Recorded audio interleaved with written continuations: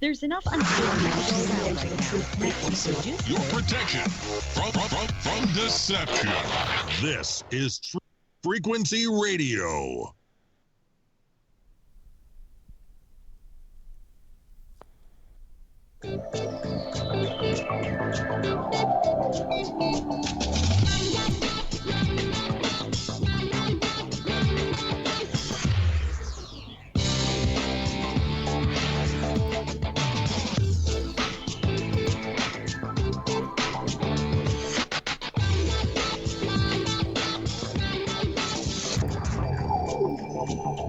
Hello and welcome to the Revolutionary Radio Project. I'm your host, Rob Skiba, and I'm excited to be joined once again by my co-host for this Quest4Truth edition on this book of Enoch Study, Zen Garcia. Are you there, sir?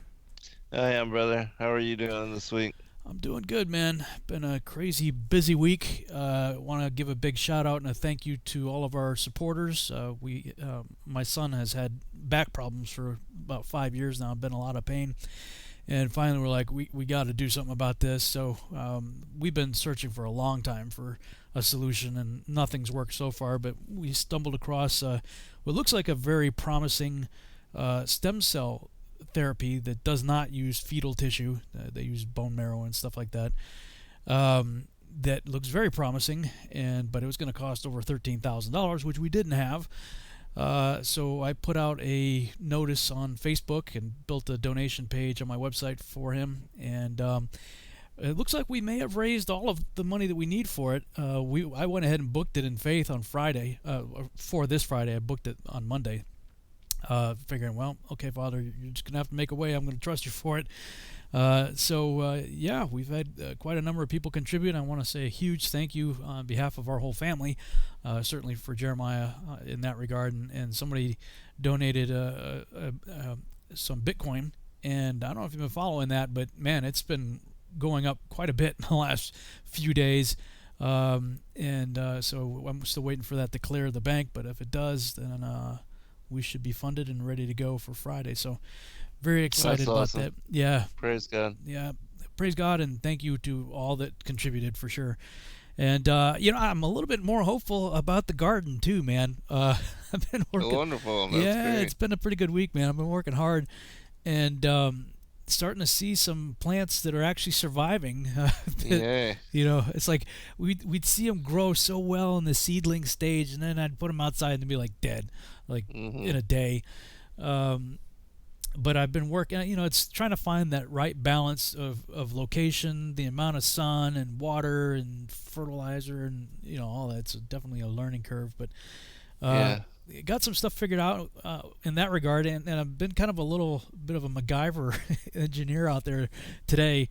Rigged up, Sheila bought this soaker hose that just sort of drips all day long, and I've had this barrel, like a 50-gallon barrel, that I rigged up for it, and gravity works. That I have this, I put it up high, and my thinking was, okay, well, as long as the barrel is higher than the garden beds, then in theory I should be able to just run this super soaker hose thing from the barrel into the beds, and it will just sort of self-water like all day. So just got that rigged up about an hour ago, and I'm excited to see if it works tomorrow. So far so good. It looks like it is working, so if that's the case, I should have the watering thing figured out, and hopefully we'll actually grow some food. Sweet. In the next few months. I trust you will. You'll be successful in some things and learn from other things, but I find that with regard to the seedlings and the new sprouts, that you have to really kind of keep them out of the sun until they get a little bit larger of size, and then they can actually bear it, because the sun will burn them up pretty quick.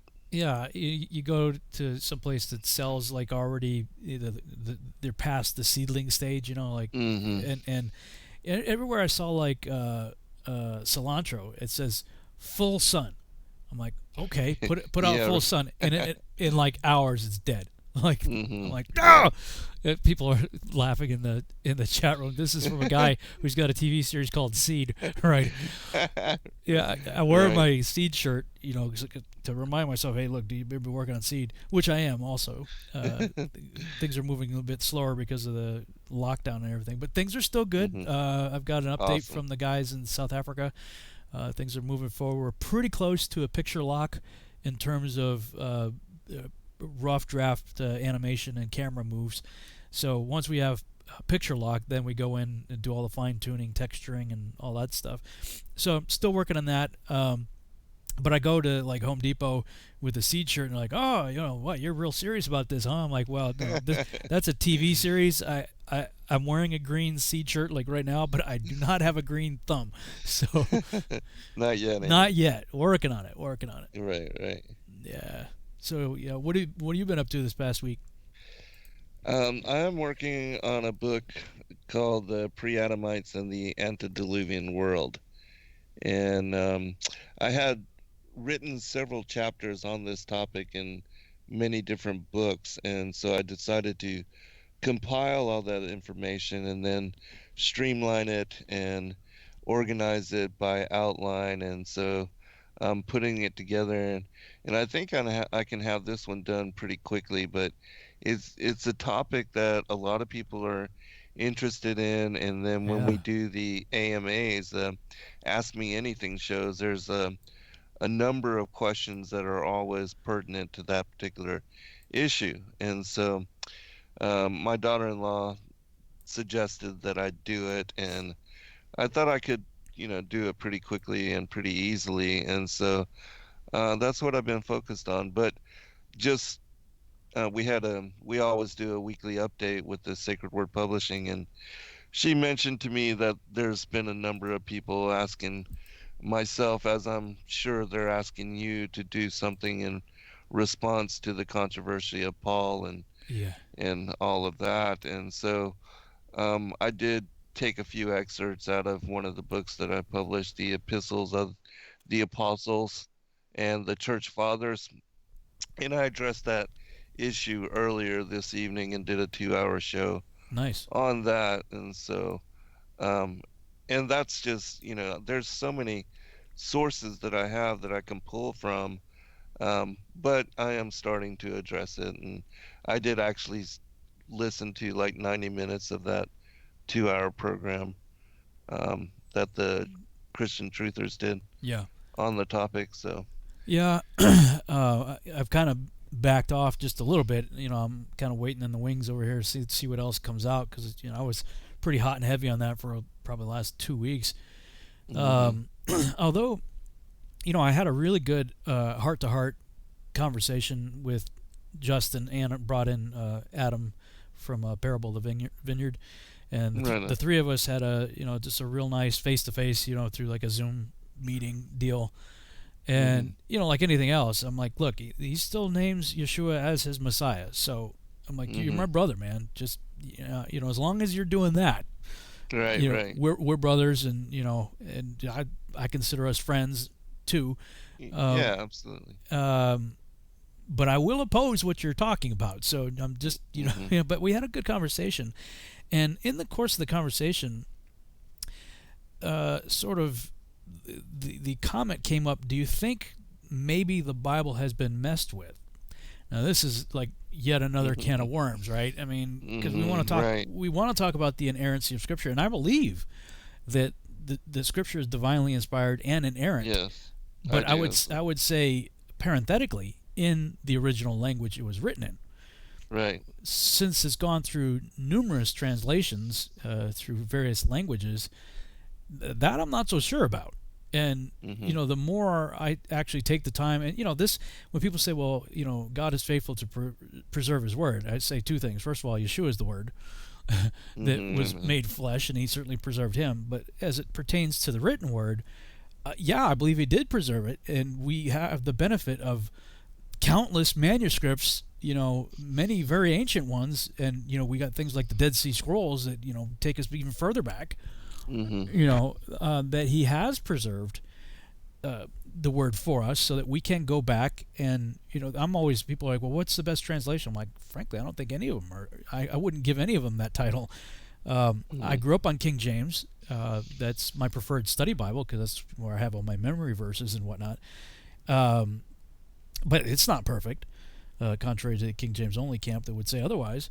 And so, my thing is like, look, I think we should have, you should always use multiple translations, English translations if that's what you speak, and compare. When you see a noticeable, most of the verses, there's not a big difference, but there are some where there's a notable difference, and you're like, well, why is that? Well, then you get to go look, and we have such amazing resources available to us at our fingertips online, where we, I always say, look, have multiple English translations that you can compare while having a good Hebrew, Aramaic, Greek concordance, lexicon, resources nearby that you can look at. And certainly websites like BibleHub.com or Blue Letter Bible or Bible Gateway. These are the three big ones that those are my go-to sites that I like to go to.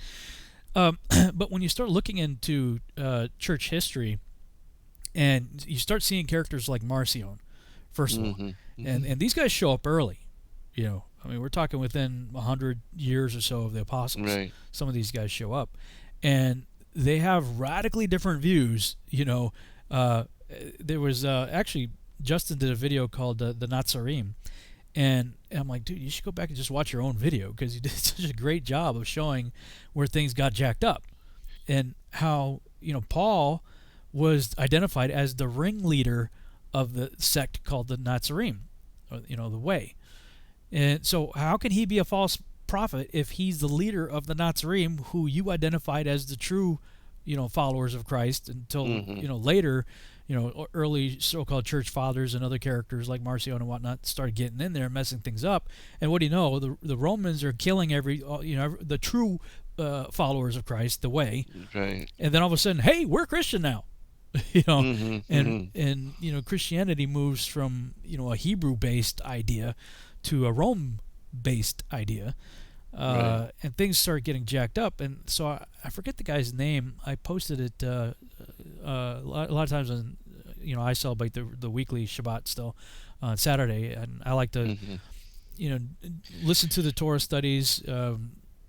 Sometimes even listen to the ones that I did years ago, and watch other things online that I can find. And I forget this guy's name, but he was a textual critic kind of guy, and he was showing how various manuscripts have been significantly doctored.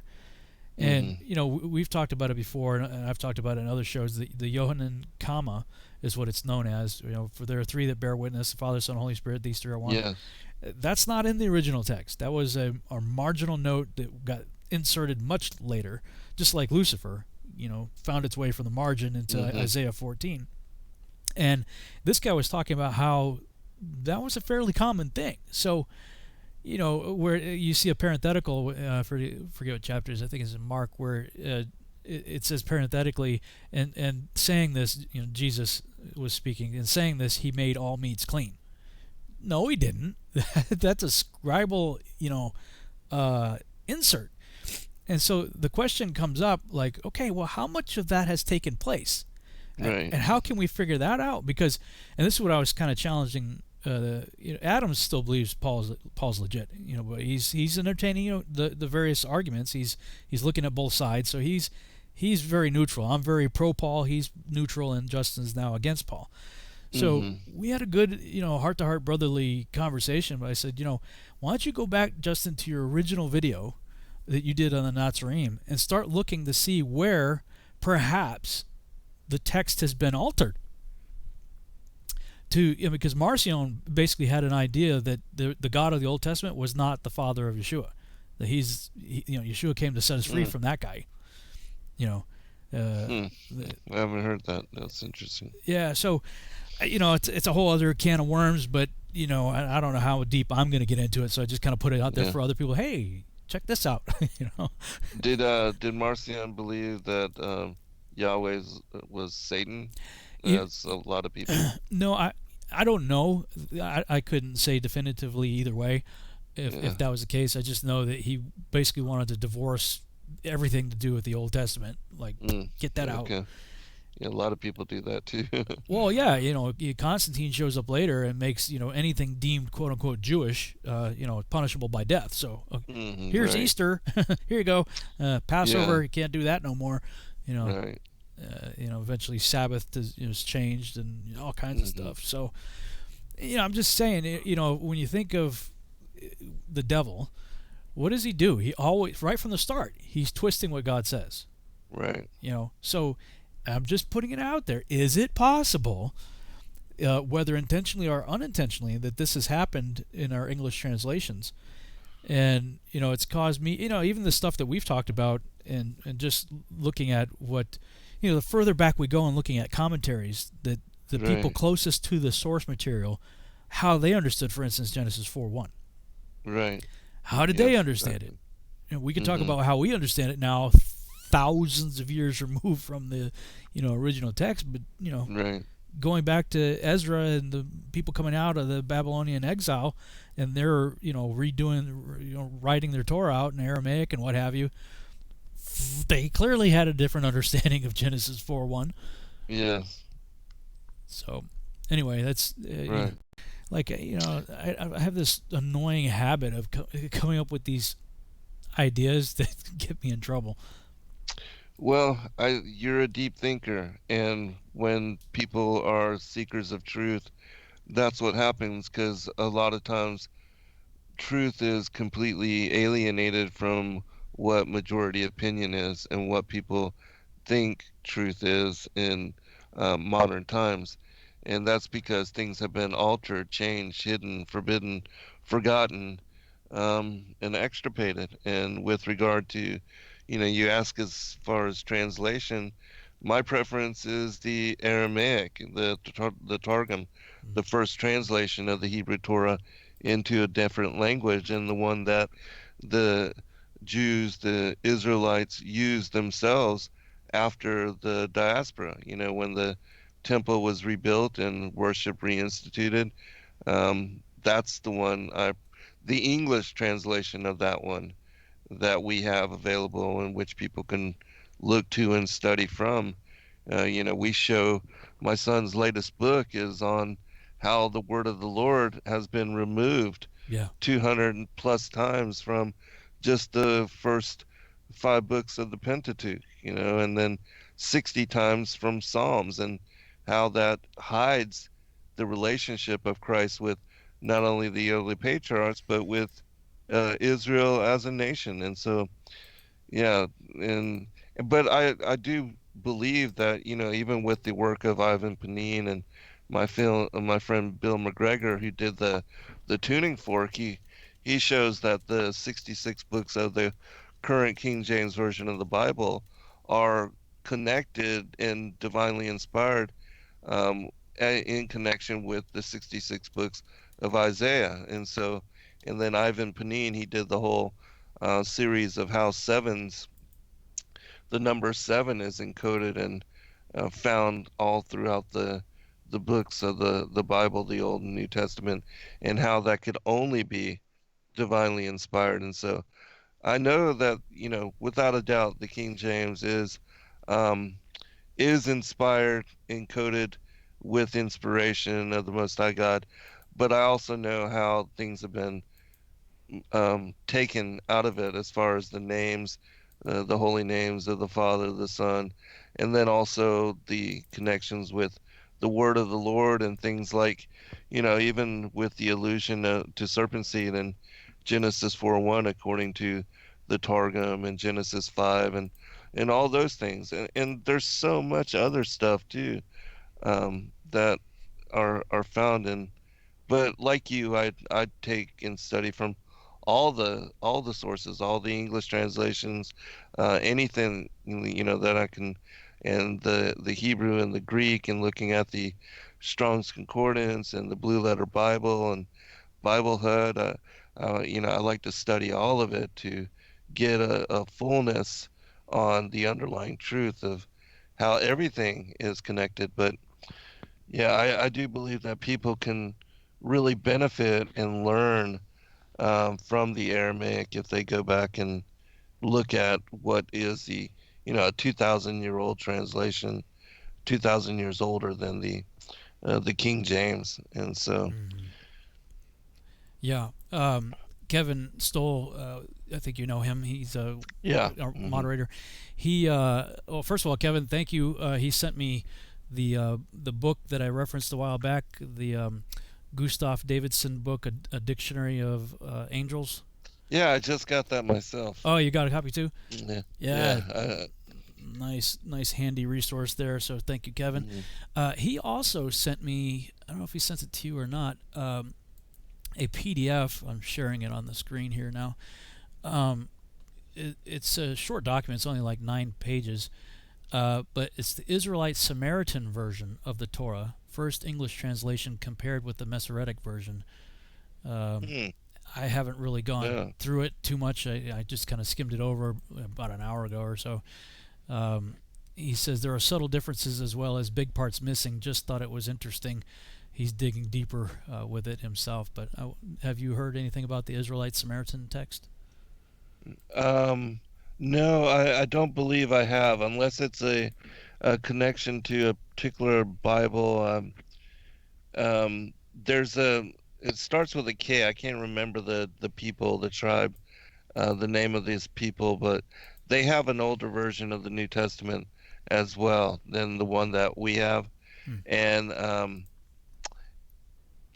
And I have that one, and I've been studying, and it could possibly be this same one that Kevin's talking about, but I'm not positive. I'm not sure, but yeah, I would definitely enjoy checking that out and seeing. And then, sometime I'll look up the book that I'm talking about, and I'll make mention, maybe share it in commentary or description. Definitely by next show. So since we brought it up, yeah. All right, cool. So yeah, Kevin, if you haven't already done so, maybe you can shoot that over to Zen. Yeah, please do. As well. I think I got time to read this before we got 4 minutes. I'll try to zip through it. Starting in chapter 76 in the Lawrence. The first wind is called the Eastern because it is the first. The second is called the South because the Most High there descends, and frequently there descends He who is blessed forever. The Western wind has the name of diminution because there all the luminaries of heaven are diminished and descend. The fourth wind, which is named the North, is divided into 3 parts, one of which is for the habitation of man, another for seas of water with valleys, woods, rivers, shady places, and snow, and the third part contains paradise. 7 high mountains I beheld, higher than all the mountains of the earth, from which frost proceeds, while days, seasons, and years depart and pass away.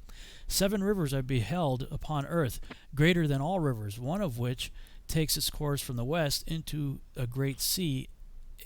Its water flows. 2 come from the north to the sea, their waters flowing into the Erythraean Sea on the east.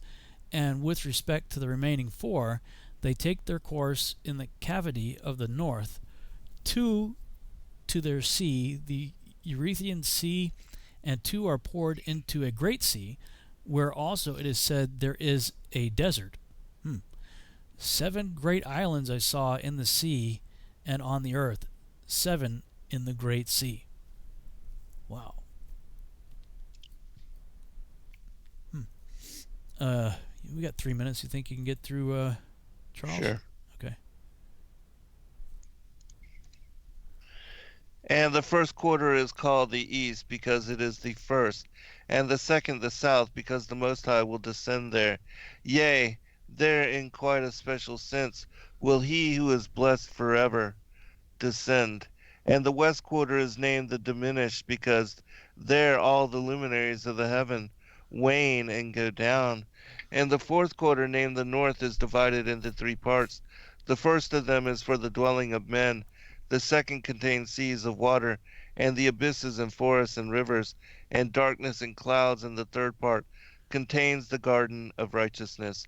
I saw 7 high mountains, higher than all the mountains which are on the earth, and thence comes forth hoarfrost, and days, seasons, and years pass away.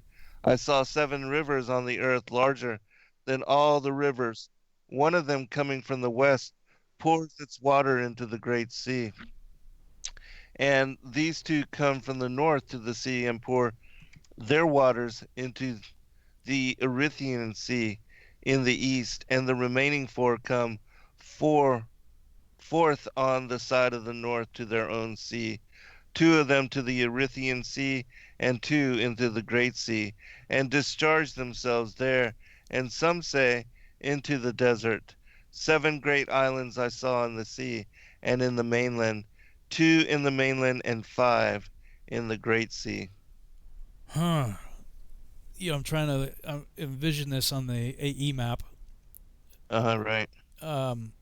What's the Erythraean Sea? Are you familiar with that? I'm not. But I think that they connect that like with the island of Paradise. Yeah, that's what I was wondering, if there's some kind of... the Erythraean Isles, and so I think it's connected to the north where the Hyperboreans and even Shambhala, Thule, all these places for the far north, and where the demigods are said to live. The Mount Olympus, and which is, I believe, the Mount of the Congregation. Um, and so it could be the sea that is surrounding what is the 4 quadrants of what seem to be, the what is described in the, well, we'll pick it up, but Right. in Yeah. Mercator's map, Yeah. the north.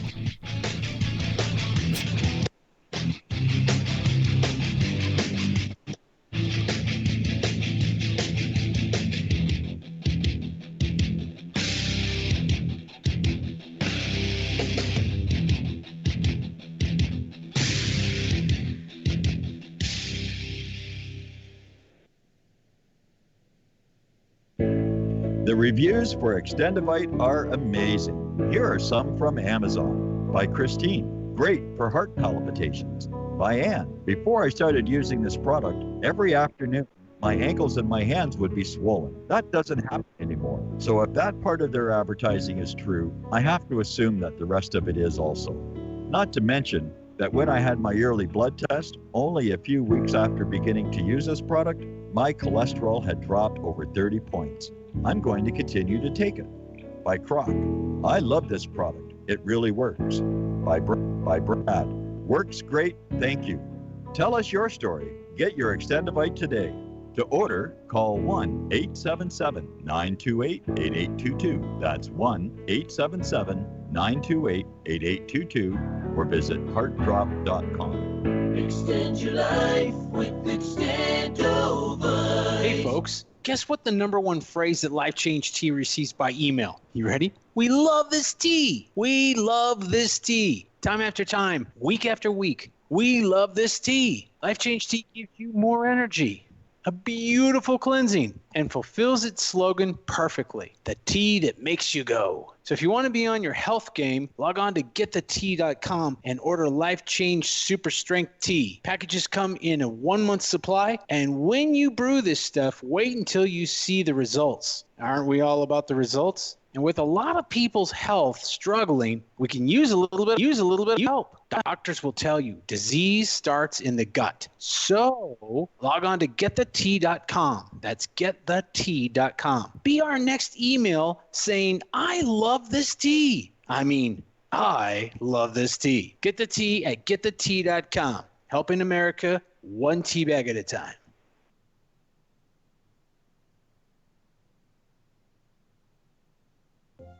For millennia, mankind has been searching for answers to the big questions, such as, where did the universe come from?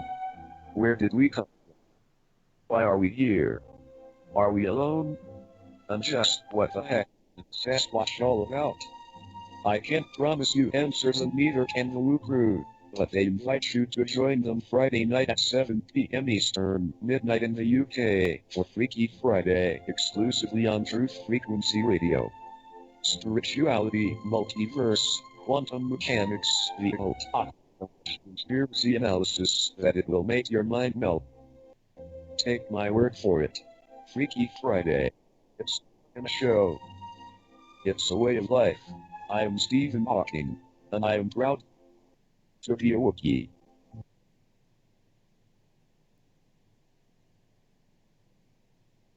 You are now tuned into the truth frequency. Your protection from deception. TFR. Truth Frequency Radio.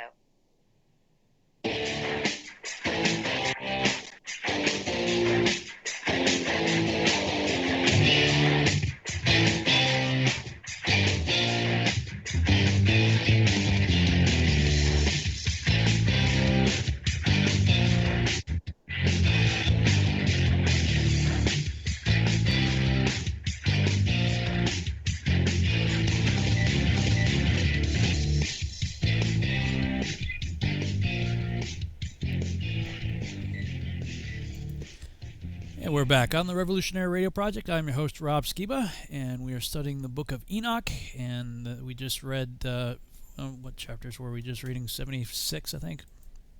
And 77, yes. 76 and 77 in Charles. And right before the break, we were talking about the, I don't know how you say that, Erythraean Sea. Mhm. So quickly looked it up during the break. The description was a former maritime designation that always included the Gulf of Aden and at times other seas between Arabia, Felix, and the Horn of Africa. When I did a quick Google search on it, I'll put it up on the screen for those watching on YouTube, this is what I saw. So apparently, at least in ancient times, that was what we now call the Indian Sea area, going into the Horn of Africa and the Gulf of Aden. But to your point, I was looking at it too, sort of from a pre-flood AE map kind of perspective, because this whole description is rather interesting. I want to go back to verse 1 and 2, or verse 1 anyway. This is talking about 4 quarters of the world, 7 mountains, 7 rivers. The first quarter. So I'm wondering if this is the same as the 4 corners. A lot of times that word that's translated as corners can also mean quarter or region like that. So I'm wondering if it's called the east because it is the first, and the second the south because the Most High will descend there. So he's descending from the south. At least that's what it looks like. Oh. Yeah. Lawrence says the same thing. The second is called the south because the Most High there descends, and frequently there descends he who is blessed forever. What's your take on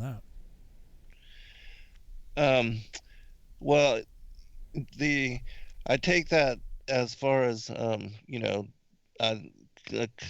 connecting it with Jerusalem, since that seems to be his holy land. But I also believe that where it says that Christ would come back from the north, that the opening, in my opinion, is there in the north. But with regard to this whole particular chapter, I look at it as the same way that we were looking at the winds, and that you have to, even with all the descriptions of the luminaries and their movements, that in my opinion, Enoch is showing to us from above, and like these 7 continents, I believe, would be looking down at the entirety of the world.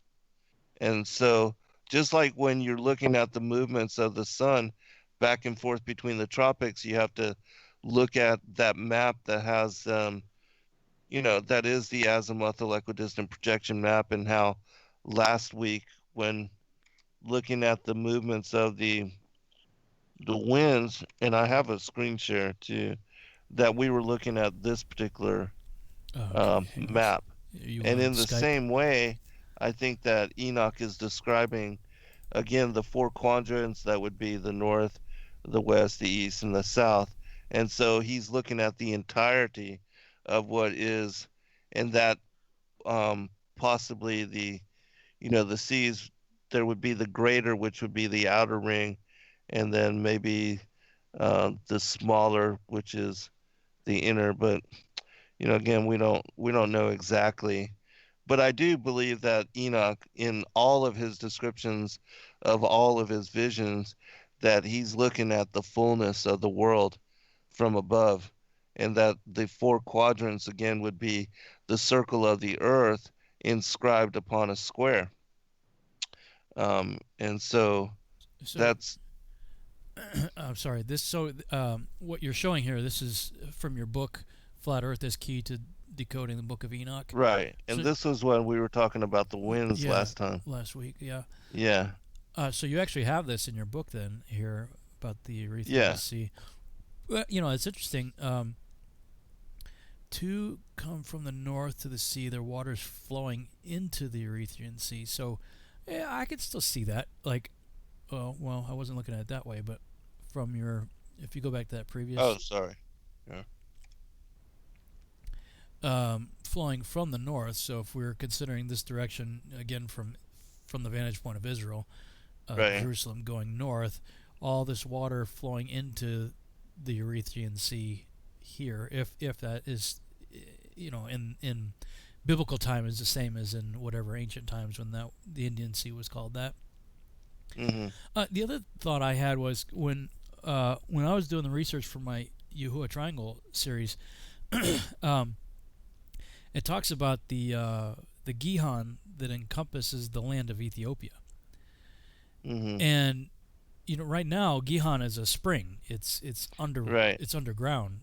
Solomon Right. was baptized there and anointed king, and all kinds of stuff happened there. So my hypothesis was that if can you see my cursor moving on the screen here? Let me go to where you are. I have to open up the YouTube. Oh, okay. Yeah, I'm talking about. I got my cursor over. Whoops. You just changed the screen again. Oh, sorry. Hold on. Oh, you're Back to doing the- it from what I was looking at. Yeah, I was showing the. Oh, okay. Sorry. Yeah. Okay. No, I don't see your cursor, but Okay, well, neither do people on radio, so I should describe it anyway. Yeah. I gotta remember, hey, we're on radio here, even though I'm showing it. So my cursor's over what we call the Mediterranean Sea now. Here.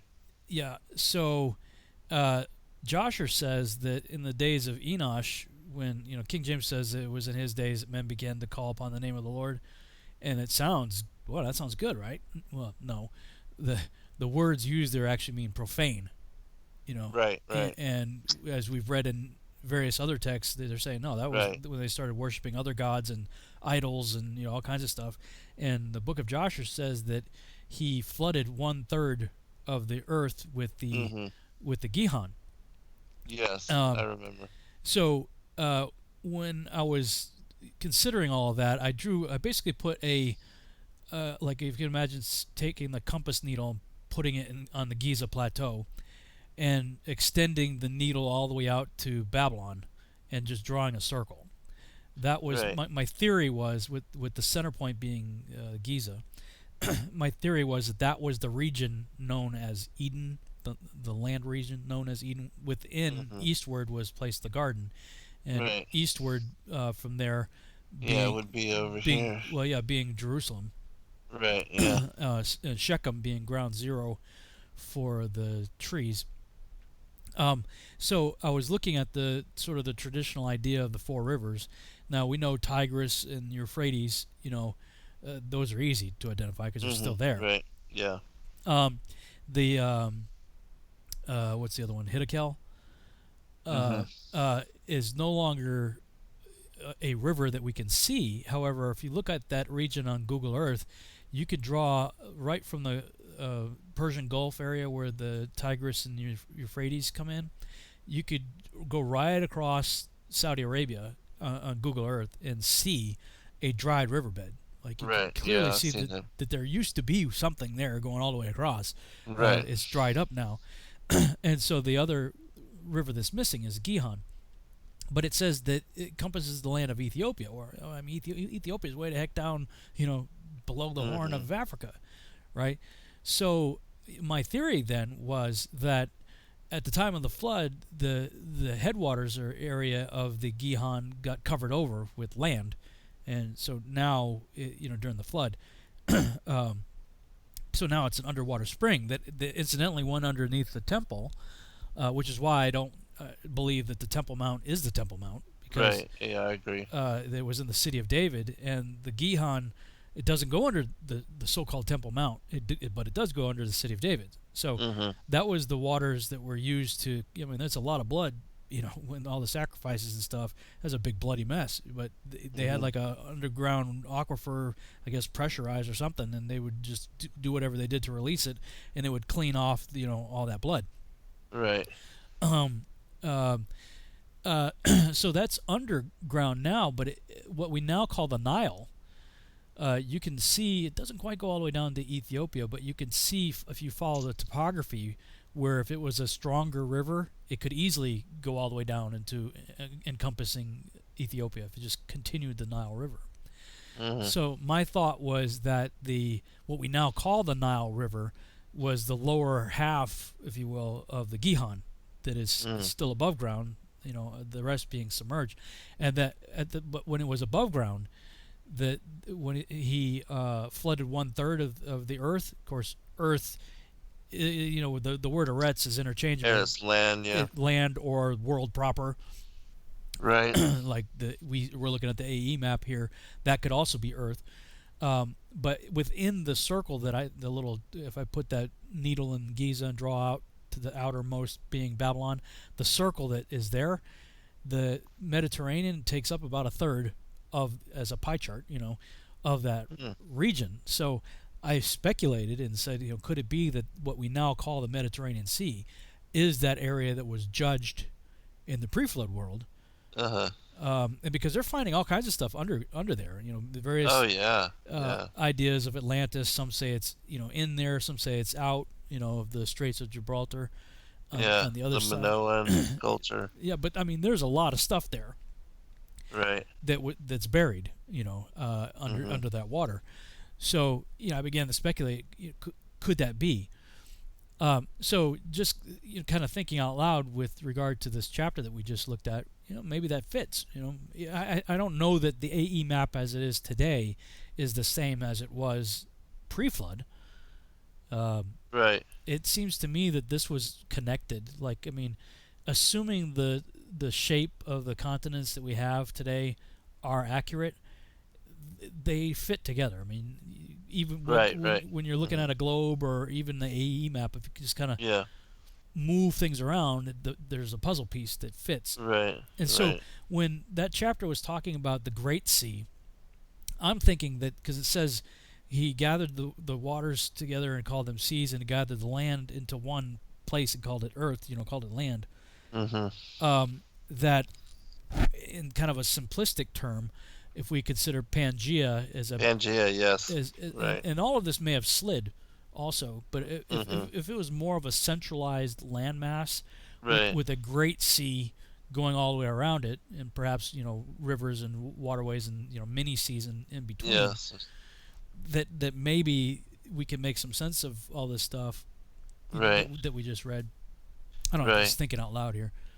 Yeah, no, I'm with you, and there's a book that we put out called The Book of the Earth, that this person did a study on all of the ancient belief systems of as far as what the world was in the ancient past, and he talks about, or I think it's a she that wrote the book, Edna something Kenton or something of that nature, but she speaks about how all the native and the indigenous peoples around the world spoke about the island being Turtle Island, that there was once a supercontinent, and that it was Pangea, and that it was unbroken, and altogether one island, and it made like the shell of a turtle, and then it was in the center, and everything else, it was surrounded by water, and that it wasn't until sometime whenever, and I believe that this was when the judgment went out upon the fallen angels, perhaps in the time where, before the first world age and the second world age, where the earth became without form and void, and then at that time was completely destroyed and submerged and shattered, really, in my opinion, from below and above. And that perhaps at that time is when the continents initially separated and came to have the different contour and the different shape that we're more familiar with now, looking at the azimuth equidistant projection map from above and seeing the separations of the different land masses. And because it would make sense too that later, God knowing the end from the beginning, and that he's going to separate the tribes and the tongues and the peoples and place them in different parts of the world, that that would keep and hold the divisions, as far as having the land masses and the continents in the shape that they currently are in. Yeah, I was gonna look that up. What is that? Genesis 2. That gives Genesis chapter 1, yeah, verse 2. No, I mean the rivers are in chapter 2. Oh, yeah, chapter 2. Yeah, I misspoke. I think I said Hiddekel. Hiddekel, I think, was the original name for Tigris, maybe.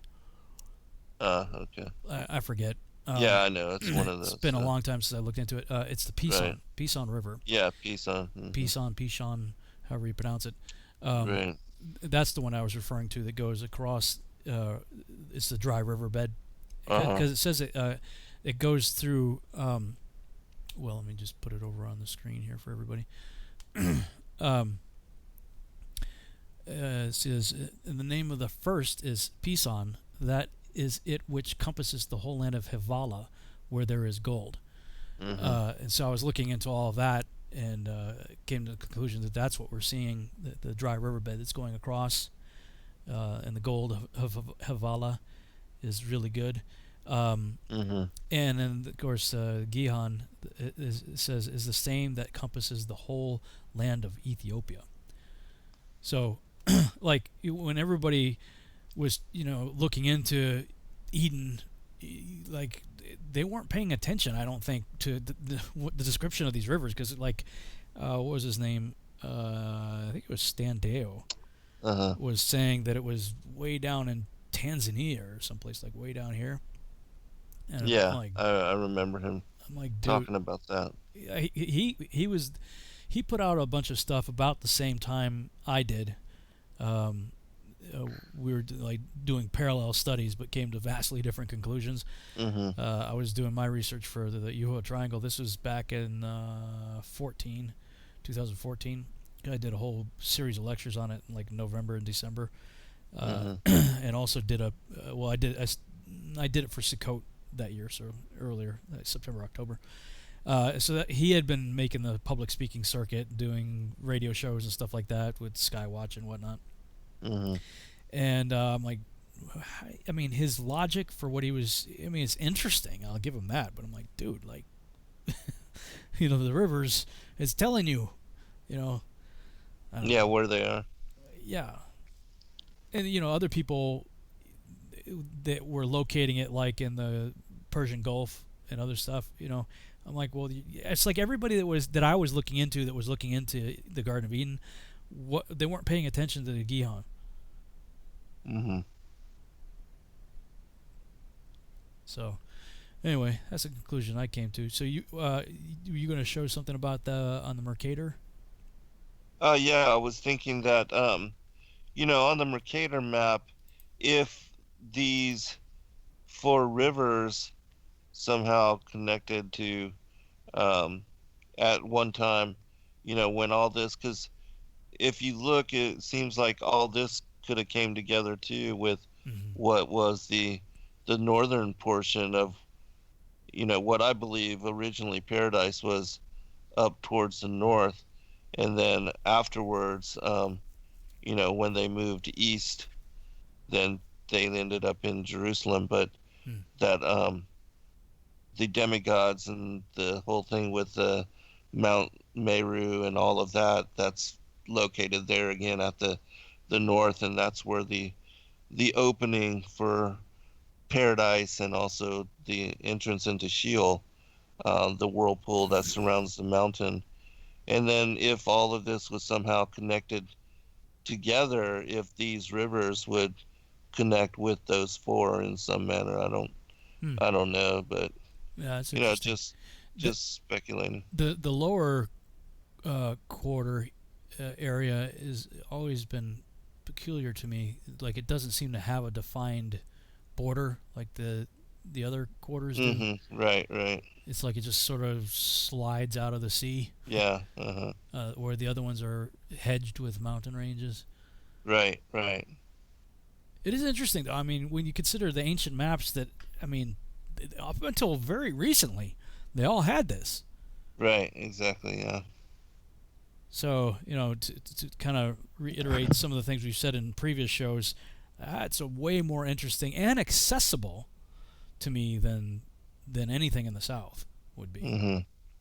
And then, you know, we talk about the whole theme of Tartaria and the Yeah. mud floods, which actually I'm doing a show with Flat Earth British tomorrow night, and so I'm gonna ask him some questions on, you know, all because he's done a lot of research on that. But the ancient maps, you know, even the Great Lakes seem to be a Yeah. newer phenomena, as well as California now being connected to the Right. continental United States, and so you know, there's And that's things like we don't know. just within the last like 200-300 years. Yeah, exactly. That's yeah. crazy. I mean, Right. when you think about it, because I was trying to think of when the time period. It seems like it was somewhere between the 1600s and maybe late 1700s that I remember seeing a map or something that was California as an island.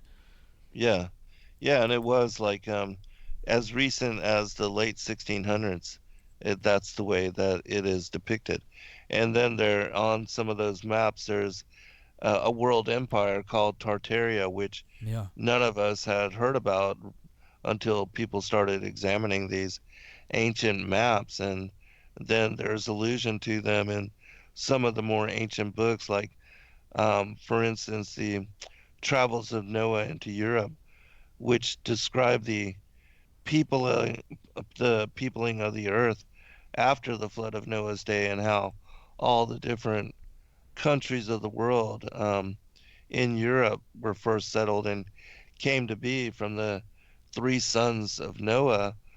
There's mention of Tartaria Wow. in that particular book, and even of it being an empire before the flood of Noah's day. Wow. And so, yeah, very ancient. And this leading up to and being on maps up to the late 1600s, that's pretty amazing when you think about it. That's massively significant. How Right.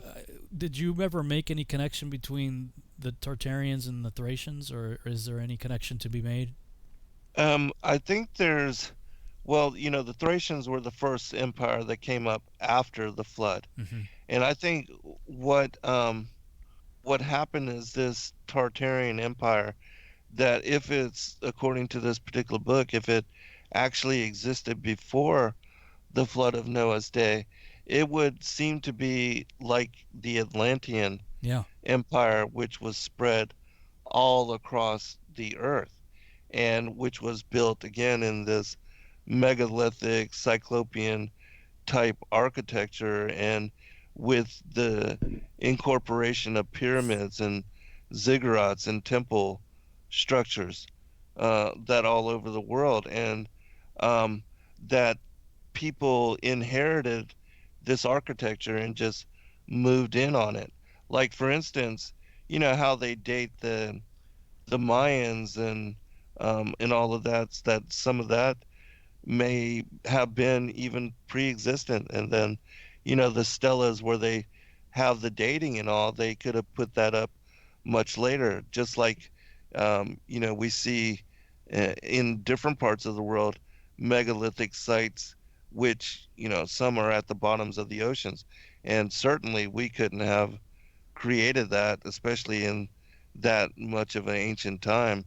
And so I think a lot of this cyclopean infrastructure, even like the pyramids in Egypt, are very much older than we understand or are able to conceptualize. And that this ancient culture, just like even here, we see that, in America, we had all of these cities and all of these city centers that somehow were just inherited, and that people just moved in after whatever people had originally created them disappeared. And I don't know exactly what happened to them or what, but there is, even in the Native American people speak of a giant people that used to live here before they were here. And these kind of myths and legends are found in other places like Baalbek in Lebanon. Those places are said to have been made by the giants, as other places in South America. They attribute Pumapunku and some of the, Tenochtitlan and those kind of places as having been created by a race of giants that disappeared before the Native American people came to be. And so, I don't know if this is what was the Atlantean empire, and were they, the fallen angels certainly seem to have been larger size than us, but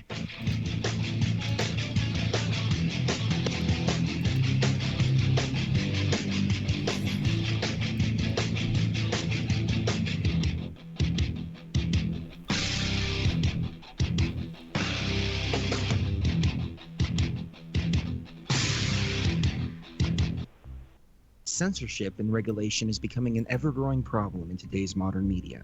From the mainstream to YouTube and Google, the information you're looking for is buried by official narratives and propaganda. This is why TFR is 100% uncensored, unregulated, and listener-supported. The shows on TFR are not micromanaged by the station, and our hosts are free to speak their minds however they please. As such, the views and opinions expressed on our station are of those who make them. If you happen to hear anything offensive on TFR, please send us an email to toughtitty@tfrlive.com, and we'll be happy to tell you that we really don't give a damn. We stand for freedom of speech and non-censorship. To also stand for free speech, you can go to tfrlive.com/signup and sign up for a TFR supporter pass and help us in our mission to keep the airwaves uncensored and unregulated. TFR Live, your uncensored and unregulated protection from deception.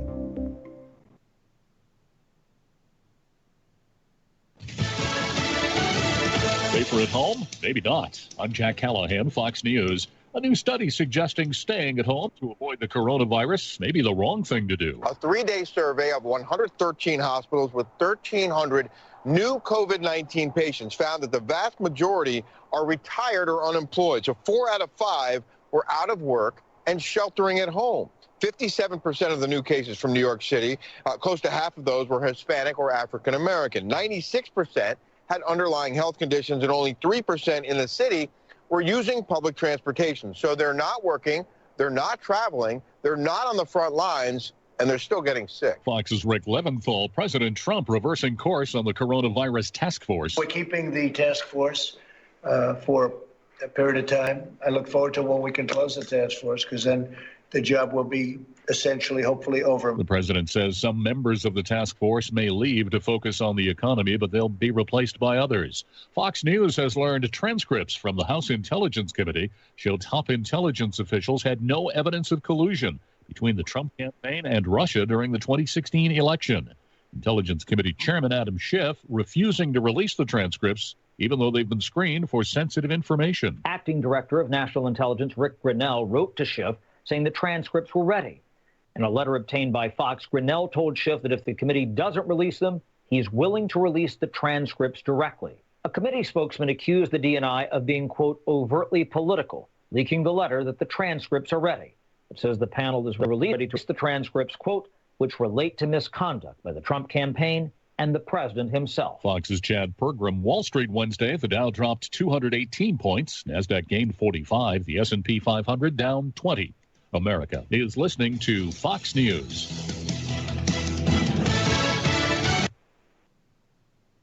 This is Truth Frequency Radio. The wicked ones obviously under heavy Masonic influence.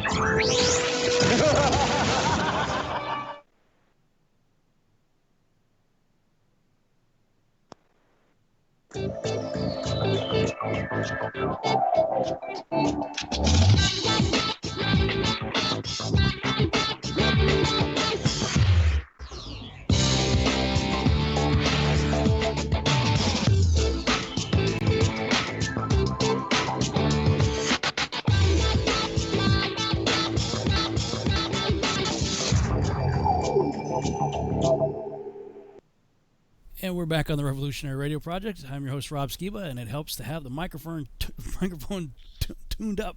I had it turned down there during the break.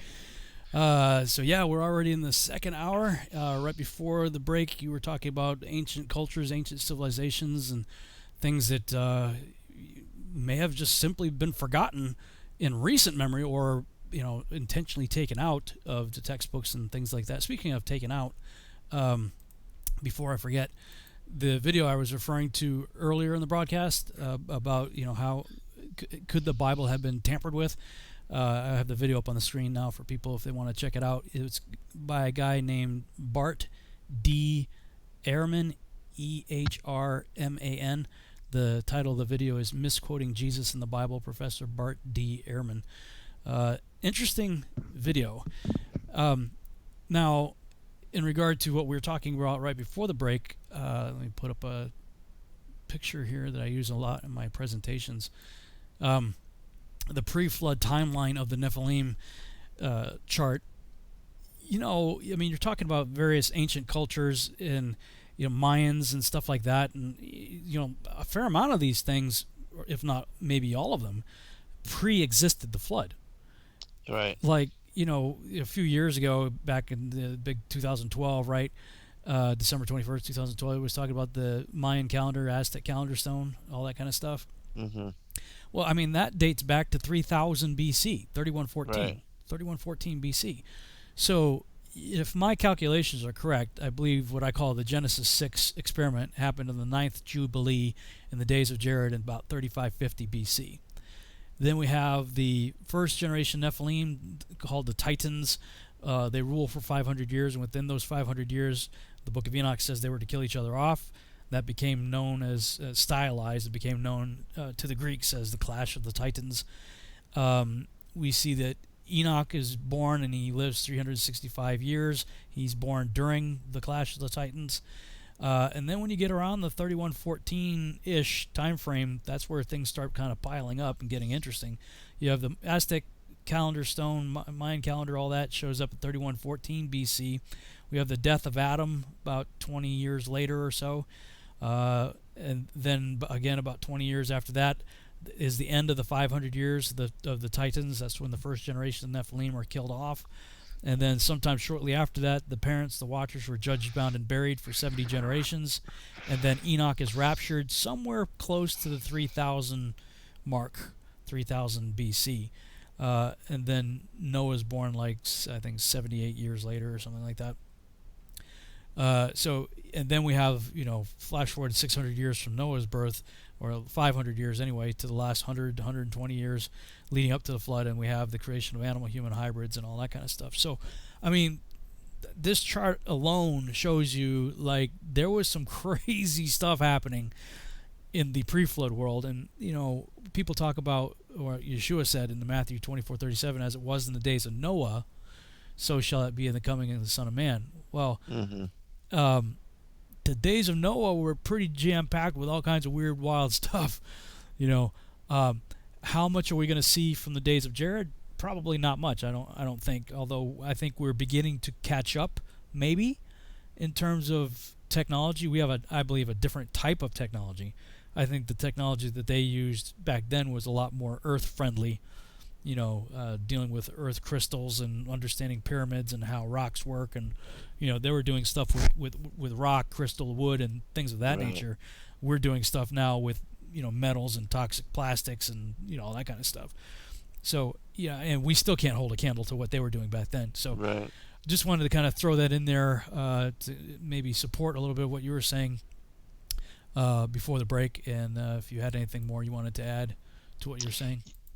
Yeah, I do. And actually, the book that I'm working on now, the pre-Adamites in the antediluvian world, I take it back even further. Like, I believe that there was, an age that existed before what is the Genesis 1-2, where the earth became without form and void. And I just did a show on this 2 weeks ago called "The World That Then Was," where I broke down Second Peter and First Ecclesiastes, where it talks about nothing new under the sun, and it speaks about the old time, and that particular word is olam, and you look at it and it speaks about a very ancient, distant past. And then looking at Second Peter, and then also Ezekiel chapter 26 and Jeremiah chapter 4 verses 23 through 30, I believe that it's speaking about and connecting to this particular passage, because the words tohu wabohu are found in Jeremiah 4:23 as well, and that those particular words in the Hebrew, they speak about something happening, in my opinion, that there was the earth became a deserted wasteland and an indistinguishable ruin. And ruin also implies that something occurred. And when you look at Second Ezra chapter 6, as well as Isaiah chapter 45, he speaks about, in Second Ezra, it speaks about how God created the heavens and the earth, and he made it a perfect work. And then in Isaiah 45:18, he speaks about how he created the earth not in vain and to be inhabited. And you look at the different versions, and it's either not in vain or not deserted or not empty. But it's implying that it was created perfect and, without, and to be inhabited. And so, in my opinion, and with what I'm writing about in this particular book, I talk about how in Second Enoch it speaks about the fallen angels as being cast out on the second day.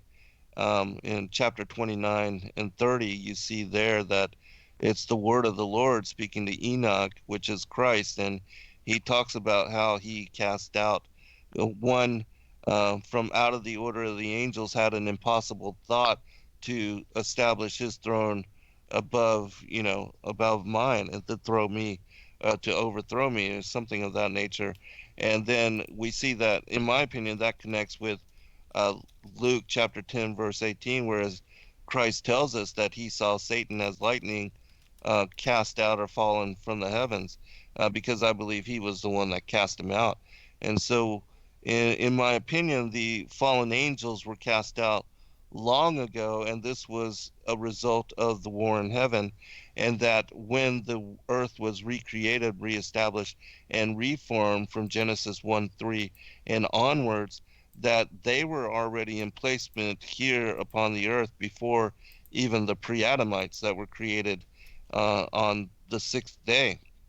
And so that some of this architecture, because again, we see that there are megalithic structures in cities like Yanaguni and Dwarka, and there's this pyramid city outside of Cuba on the bottom of the ocean floor, that had to have been built at a time when the ocean levels were completely different.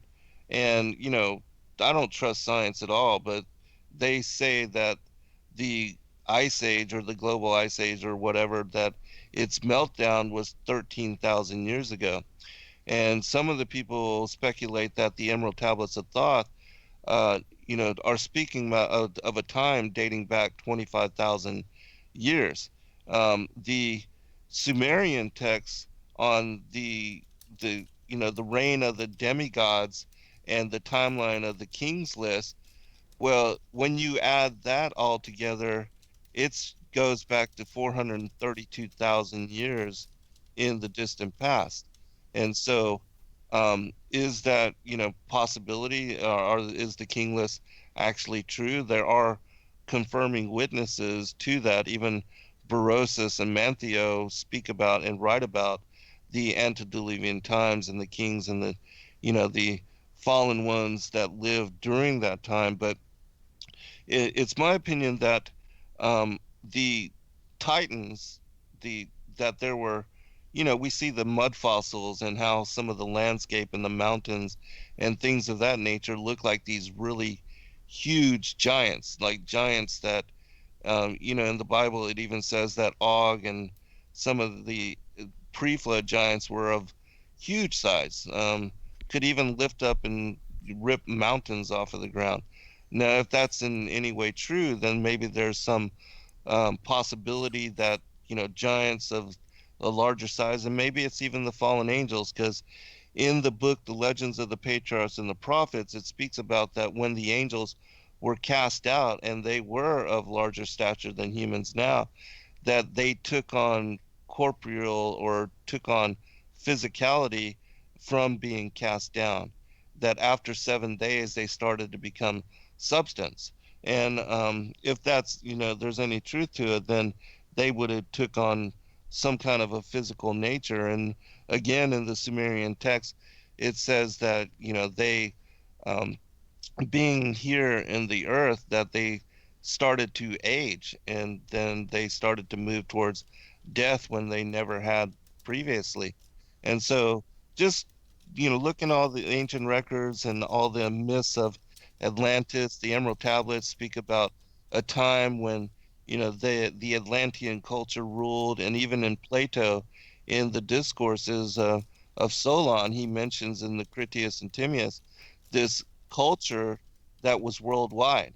And during James Churchward, he speaks about the culture of Mu and how it had existed all over the world, and that the Indian culture that he became privy to their ancient documents, which were these ancient clay tablets, that when he was shown and read and learned to read the record of this, they spoke about a time when their culture had been destroyed by, the Most High, and that they came from out of that destruction.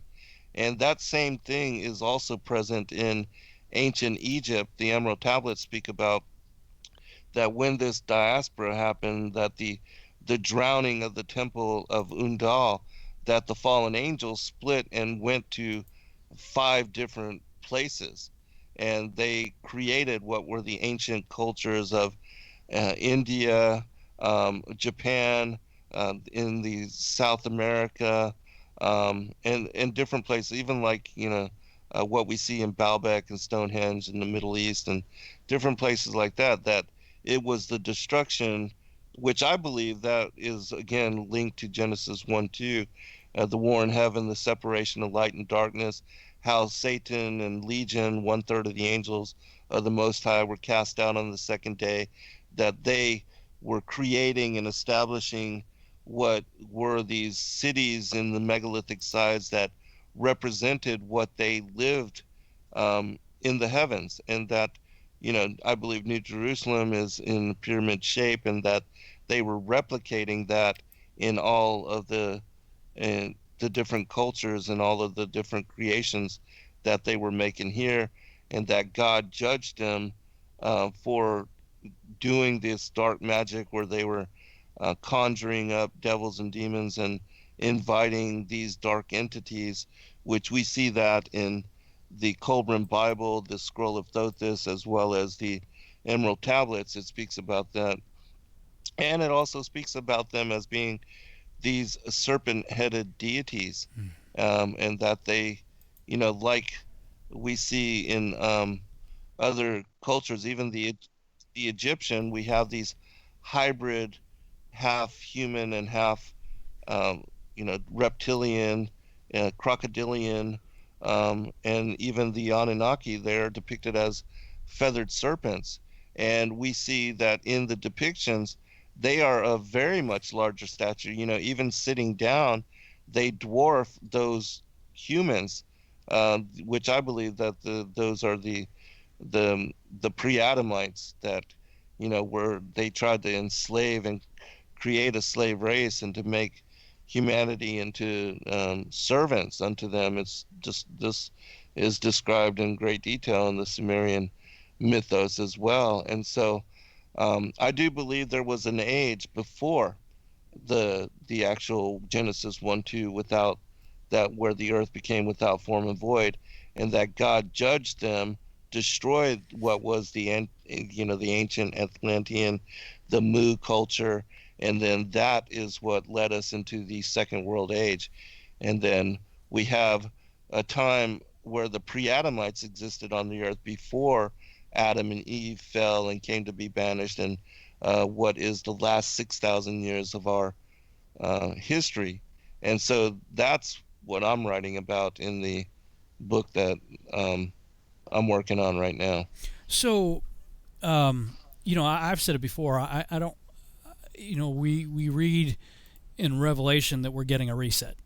Yeah, right. That this place is going to get burned up, new heaven, new earth, and all that. Exactly. We're going to get a reset. So my contention has always been, if we know we're going to get a reset, I have no problem believing that we could be in a reset. Exactly, yeah. Because, I think as humans, because we're finite, we have a beginning. We think of eternity as just going future. Right. But, like, eternity goes past. Backwards, yeah. Just as far as it goes future. So, I've never had a problem believing that, we could be in a reset, that there could have been all kinds of stuff before Genesis, 1, 2. I have no problem believing that at all. I've never spent a lot of time looking into it, though. It's just never been anything that I've spent any real amount of effort in. But it seems to me that one of the more recent guys to make that whole idea popular was G.H. Pember. Yes, and I mentioned his book as well in that show that I did. Yeah. Yeah. In fact, I think, was it next week? I think there's a True Legends conference coming up. The Steve Quayle crowd. I think it's next weekend, and I believe it's a virtual conference, if I'm not mistaken. You'd have to look it up. It's True Legends, and I thought I saw, because I saw a preview on Facebook, that in the sort of the teaser for the conference, they're saying pre-Adamite civilization or something. So I just caught it out of the corner of my eye. What? And I seem to, don't quote me on this, but I seem to recall that Steve Quayle was of that mindset that there was, a pre-Adamite civilization. And if that's true, then, it does, without spending a lot of time looking into it, my thought on the Sumerian kings list and things like that was just either scribal error or gross elaboration. But, listening to what you just said, now I'm going, well, maybe... if these texts, and if we go with sort of Heiser's idea of the divine council, that at the Tower of Babel, various regions, people groups, 70 people groups, the Hebrews being lorded over literally by the Lord, Yod-Heh-Vav-Heh, Yahuwah, saying, okay, Satan, you want to come after me? Great, you take 69, I'll take 1, give it your best shot, Right. And sort of the fallen entities took charge over the various other people groups. And if that's the case, then I could see them, just kind of playing a scenario out in my mind, being the principality and power, let's say, over the Sumerian people, right? Giving those people that king's list of, pre-Genesis 1-2. Yes. Okay, this is the way things work back in, back in the day, because that was their gods, telling their story. And being the Sumerians being probably universally recognized as the oldest written text that we have, going back as far back in recorded history as we can find, those Epic of Gilgamesh and cuneiforms and stuff like that. So I can see that now. I can look at that and go, okay, that's interesting, and bringing it more up to modern times to I hate to bring things up and say don't look into it because I know immediately everybody's going to do it. Hey, don't eat from that tree. What do? They eat from the tree. Right. But I want to bring it up, but I'm going to bring it up with severe caution and say, if you're going to disregard what I'm about to say and go look into it anyway, do so with lots of prayer and fasting and be very sober-minded about it, because it's in my mind it's probably one of the most dangerous books in print right now, and that's the Urantia book. Have you read that or looked into it at all? I haven't read a lot of it. I've read some of it, but again, with it being globe-minded, and then also there's no mention of the dual bloodlines, and so if it doesn't unfold and unlock that mystery for me, it's not worth the time. It's a exactly. It's a 2,000+ page document. I mean, it's a unabridged dictionary. Right. But it's a book that claims authorship to be from angels. The angels delivered this in Chicago. Chicago is another interesting place, man. The more I look into Chicago, the more I'm like, man, that place has got some serious interesting roots, let's put it that way. But this book supposedly showed up in Chicago, I think it was like 1952 or 54, somewhere in the 50s. Claims authorship to be from angels, and it basically says, it's going to elaborate on what the Bible says. So where the Bible's silent or just gives you little bits and pieces, its goal is to unpack that. And of course, it's done very much from a Copernican model, which right off the bat, you're like, now we look at it and go, yeah, whatever. Right. Urantia being the angelic name for Earth, part of the Orvantan star cluster or some kind of nonsense. Anyway, it goes on and on. But same kind of idea with ancients. Now, with what you were saying, though, it seems to me that we got two things going on, and this may extend the timeline a bit, in my mind anyway, is, okay, the pre-Adamite has two meanings now, in my mind. It has the meaning of that world that existed before Genesis 1-2. Right. And then it has the meaning of male and female created he them in Genesis 1, before we get to Adam, Eve later being taken out of Adam. So, exactly. And it's only been, again, this is like within the last few years, 2-3 years, that I've even entertained that idea. But, going back and looking, when we cover Genesis chapter 1, we're like, wait a minute. It says, male and female created he them. Yes. In the Genesis 1 account. And Genesis 2. So Genesis 1 gives us, and I believe there are 6 literal days. So I don't believe we can assign ages to those days. I believe they're what we consider 24-hour days, not extended periods of time. But that's all wrapped up in Genesis 1, and then you get Genesis 2 and the creation of Adam from the dirt, and Eve pulled from the rib of Adam. Right. So is there then? I'm just thinking out loud and just ask me anything right here, asking you. Is there then in your mind an extended period of time between Genesis chapter 1 and Genesis chapter 2? I do believe it represents at least some period of time. And then again, if you're looking at the Sumerian texts, which, again, they're heliocentric, and they were written to be deceptive and to give us the idea that the Anunnaki are from some distant galaxy, some distant star system, that they created us, all that. And so, given that they are based largely on deception, it does speak about how they were trying to create and enslave the pre-Adamites. And there, was an extended period of time from their arriving here to what we see because they also mention 2 creations as well. They call the first creation, the pre-Adamites, the Lulu, the primitive worker. And then all of a sudden, the modern man created by Yod-Heh-Vav-Heh, it shows up on the scene. They call this being civilized man. And so there are 2 different beings, 2 different creatures also mentioned in the Sumerian text. But again, I state that, there's a long duration of time that passes where they're genetically experimenting and manipulating and trying to enslave the pre-Adamites. And we see that during this time, the worship of the feathered serpent was worldwide. And we see that all of the cultures that came up as a result of the destruction of Atlantis, the diaspora of the Atlanteans to the different regions of the world, they all have in their oral traditions and in their legends and in their records that their emperors are descended of the dragons. And so that's how ancient, it goes back to that time.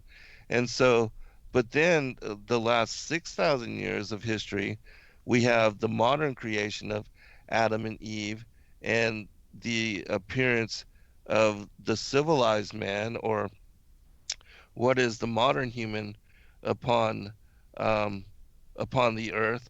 And so that's where it gets confusing. You have to be able to discern from what is the history of Atlantis before the pre-Adamites, and then the pre-Adamites who are said to have been enslaved and brought up, as a slave people to these fallen angels, and they're worshiping a pantheon of gods and goddesses.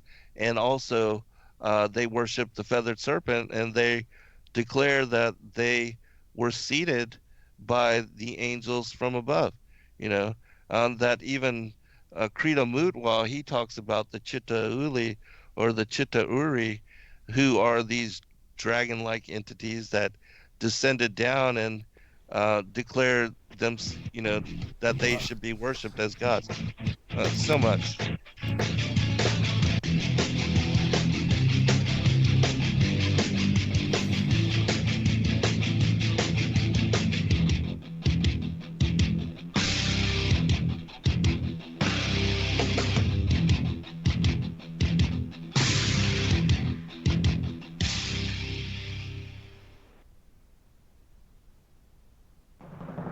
Hey everyone, it's Chris Gio, founder of Truth Frequency Radio and host of Beyond the Veil. The mainstream media and establishment are running scared right now, and they've prominently featured truthfrequencyradio.com as number 89 on the federal government's hit list, also known as the fake news list, which is essentially a list of sites slated for censorship on Facebook, YouTube, Google, and other social media. Now is the time for you to get involved. Share your favorite TFR shows far and wide on forums and social media. Tell your friends and family about your favorite shows. If you're a business owner, get in touch with us to feature your product or service right here on TFR. And if you haven't done so already, become a TFR supporter now and get unlimited commercial-free downloads in high quality. Visit truthfrequencyradio.com/sign-up. Thank you for making TFR the leader in independent and uncensored talk radio.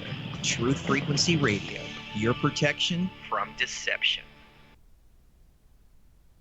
Poor water quality is a major health issue, and it's only getting worse. Municipalities can't keep up, standards have dropped, and pollutants are increasing. Where does it all end? It ends by keeping the pollutants outside of your home with HydroCare's advanced systems available at Wave Home Solutions. No less than the best purification materials and processes have been developed by HydroCare to provide you with healthy, clean water for drinking, cooking, and showering. HydroCare far surpasses the competition in removing chlorine, odors, iron, lead, chemicals, limescale, and much more. Don't settle for less when it comes to your water. We'll take care of the toughest water problems for you, whether it's from a city or well source. Satisfaction guaranteed. For more information, call 888-997-WAVE. That's 888-997-WAVE. Or go to bestwater123.com. That's bestwater123.com. Wave Home Solutions for a healthy, comfortable home.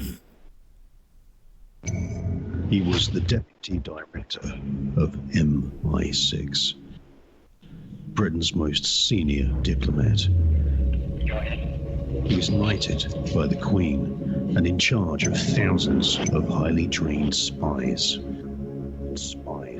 But he was also a member of the Paedophile Information Exchange. He had 45 diaries full of sex fantasies with children. His friend was the private secretary of Margaret Thatcher. Thatcher. He strangled a child and hit another with his car. He raped young boys and organized orgies with children for other politicians. The Enigma Channel, intelligent television for planet Earth. EnigmaTV.com.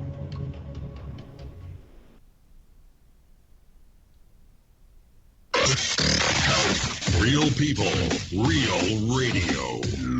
Initiating the truth frequency. This is Truth Frequency Radio.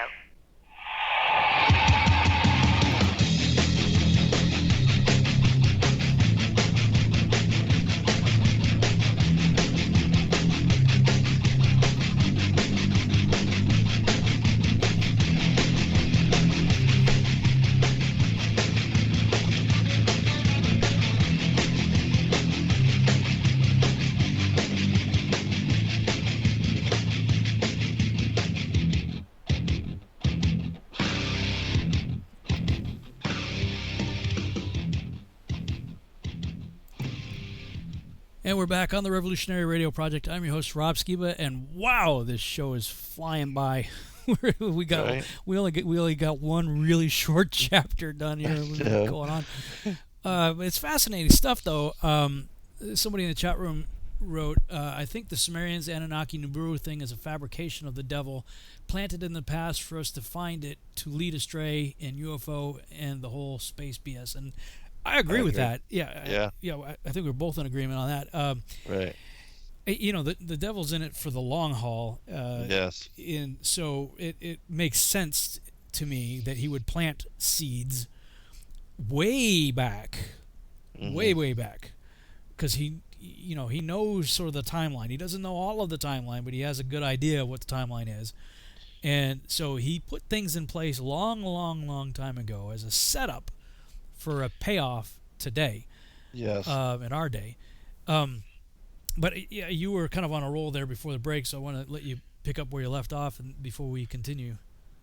Well, I'm in agreement with regard to the Sumerian records. And, looking at the ancient accounts that are written by and that were passed on by the serpent, the Anunnaki, the dragons, whatever, yes, you have to be very careful and you have to discern, because just like the channeled material today, it's the same source, And so, but I do believe that there are some underlying truths to what they do say, and that you can, especially if you find connections all over to even with what is revealed in the scriptures. And I always take and use what is the scriptures as my foundational truth. But again, looking at the context of the Hebrew and what is mentioned there in Genesis 1:2 and 2 Peter, and again, I invite people to check out the show that I did 2 weeks ago, The World That Then Was. I explained this in great detail, my logic, and why it is that I believe this, and why it is that I'm compiling all of this information from all these ancient sources. And I'm not in any manner saying that these ancient sources are, especially when it comes to like the Sumerian or like the Scroll of Thothis from the Colburn Bible that also speaks about the destruction of Atlantis, or the Emerald Tablets. I'm not saying they're inspired at all. I'm just sharing what they say, and this is the story that comes forth. And so, to bring it forth for consideration. But yes, I do believe without a doubt, especially now that we know the truth of biblical cosmology, that the heliocentric Copernican Darwinian worldview was planted in order to set up what I believe is the strong delusion now, and that is that the extraterrestrials, the ancient aliens, created us, of which so many people are buying into this mindset. Yeah. And so, we are warning against that. And most of the others, a lot of PhD scholars, a lot of people that write extensively deeply researched books, they are buying into that. And I remember the guy, I can't remember his name now, from South Africa, Michael Tellinger. Yeah, Tellinger. He used to believe all this, but now he knows about flat Earth and biblical cosmology, and so he's having to reconsider all of that because, again, the Sumerian tale is that Nibiru was captured by the net force of what were the outer planets of our solar system, and that it then was brought into interaction. One of its moons smashed the planet that was there where the asteroid belt out is. Yeah, and that's their creation story. It's called the Enuma Elish. And so we know all that to be false. And then the stories of them setting up way stations, bases on the moon and Mars, that's all fabrication as well.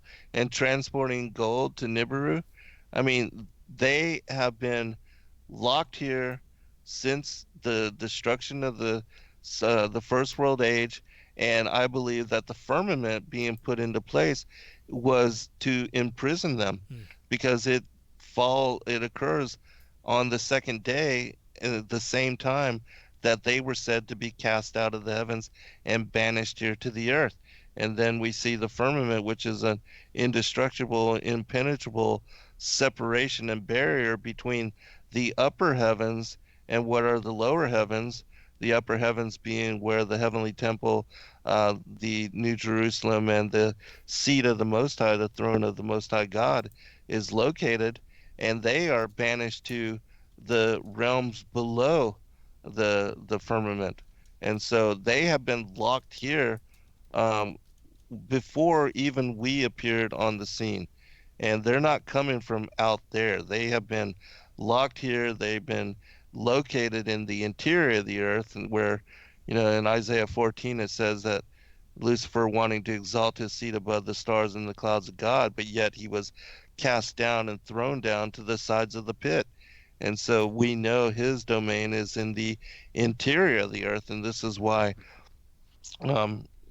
historically and traditionally that hell has been associated as being under our feet and in the interior of the earth, because that's where the domain of the devil is. And they come out of what is the opening of the abyss at the north when they flood upon the earth, and that's also where the entrance into the upper heavens is. That's the ladder of Jacob, in my opinion. And so Jeremiah even talks about how the devils and the demons come from the north. In the Cave of Treasures, it speaks about, and the chapter 13 of Isaiah, how the giants will come from the north. And, at the end of the day, is the locust army being released from the bottomless pit. All these things are, in my opinion, connected again to the Mercator map and the whole connection of Hyperborea being in the north, the Mount of the Congregation, as well as Mount Olympus, the demigods living there, even in the Vedic cosmology, Mount Sumuru, that the demigods live upon the top of the, this particular mountain. And then there's this whirlpool, this abysmal chasm that leads down into the interior of the earth, into the domain of the devil, called Hades, Sheol, whatever. But it's all connecting the same kind of topography, all that, I reveal in Paradise, Sides of the North, and the Mount of the Congregation. And so, yeah, I think there's truth to it. But I do agree with the listener that, the whole thing of the strong delusion is based upon that the Sumerians came from a different star system, that they even left and are coming to save us, and to bring in the golden age. All that is part of that deception, in my opinion. Yeah, I'm in 100% agreement with that. When you're talking about the day two, the creation of the firmament, and them falling the same day, it seems to me that if we think of the creation days as literal days, 24-hour days, then then the rebellion had to have happened in whatever pre-existed day one. Right. And on the second day, what came to mind was when you're talking about that was the first Superman movie where General Zod and his guys were thrown into the Phantom Zone. Right. Yeah, totally. I didn't even think about that. Yeah, like the destruction of Superman's world and Krypton and the evil ones were thrown into the Phantom Zone. Right. I'm going, well, wait a minute. What if the firmament is the Phantom Zone? And we're in it. We're stuck in the Phantom Zone. Forget the Twilight Zone. We're in the Phantom Zone. Right. And then I was thinking about the whole, because even when I was in the Copernican model mindset and was, I'd watched the Ancient Alien stuff, and I certainly disagree with their conclusions, but the evidence that they're finding is still very compelling. Oh yeah, and absolutely. This whole idea that there was these beings that were harvesting gold and having humans, dig it up and do all this stuff. I'm like, why gold? And then I thought, well, wait a minute. I mean, New Jerusalem is like gold. Right. So what if they are trying to create a counterfeit New Jerusalem? Right. That they can show up in. Right. It's just random thoughts that pop into my head. But then I'm thinking, yeah, but where would they build the thing? But then you think, well, if they are underground, exactly. Yeah. So let me ask you then. We might as well just forget any idea of good to the next chapter because these are two interesting conversations. I think we only got 15 minutes left. But so we're in agreement that the Abraham's bosom existed as a place where the saints went, I believe, prior to the crucifixion or resurrection. Yes. Right. Are you of the opinion that that is empty now, or do you think people still go there? No, I think the wicked go there. Well, they don't go to paradise. They go to where the rich man was. Right, but I think paradise is now where Adam and the descendants, when Christ took them out of Abraham's bosom, he took them to paradise. Correct. Which is took them up. Well, the ancient idea of Abraham's bosom was essentially there was paradise, aka Abraham's bosom, the good place. Then there was a great chasm, and then there was the place of torment where the rich man was in the story of rich man and the Lazarus. And then below that is Tartarus, the prison of the gods. Yeah, the kings and the fallen angels, the giants. The archons and all that. So, do you think though that if we go to some of the ideas of Agartha and the idea of an inner earth, Shambhala, hollow earth, and all that, are they referring to the now void place that was Abraham's bosom, or is there another place over and above all of the places that we were just talking about? In other words, the places of Abraham's bosom, the place of torment, and Tartarus, that's all place of the dead and or judgment.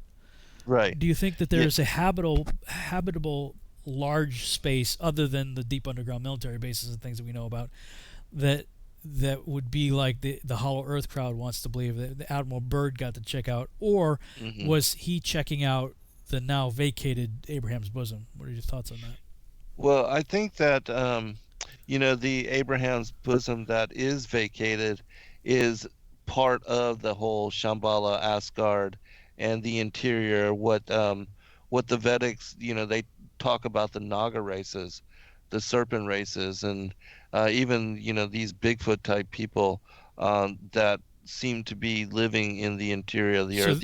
So they're going to the vacated Abraham's bosom, though, in your opinion? Yes, and I believe now that Christ has taken Adam and the righteous out of what is the Abraham's bosom and the interior of the earth, that is no longer for the righteous, that when the righteous die, they go to New Jerusalem. And so now only the wicked go down into what is the interior. And I do believe they have now access to Abraham's bosom, what was Abraham's bosom, and that whole place under the earth is a holding place for the wicked. And that Shambhala, Asgard, these different places that the fallen ones are, I believe, living like kings, and that they have unbelievable worlds, and cities and things made which are trying to replicate what they see in the heavens or what they had seen in the heavens before their banishment and their being cast down. And that's why we see even again all the structures worldwide, the Cyclopean megalithic temple complexes, because I do believe New Jerusalem is a pyramid as well, um, in that they are trying to replicate what they were once witness to, being before they were exiled. And so, Yeah, yeah. I think when I think of Abraham's bosom in that region now, that there may be people inhabiting now the vacated space there, I think of the movie Wrath of Khan, Star Trek II, when they shot the Genesis device into a dead moon. And Khan's like, I shall leave you as you left me, as you left her, buried alive, in the center of a dead planet, and then, they think they're doomed in the, in the corridors of this place, and they're like, she's like, let me show you, Kirk's ex-wife's like, let me show you something. He's like, she wanted to show him Genesis. He's like, oh, wait. McCoy's like, I thought this was Genesis. She's like, this? It took the Starfleet Corps of Engineers 10 months in spacesuits to core out this. No, what we did in there, we did in a day. And they walk into this area, and it's this beautiful paradise, complete with its own, like, mini sun inside the place. Wow. Just fantastic waterfalls and just amazing, like, wow, place.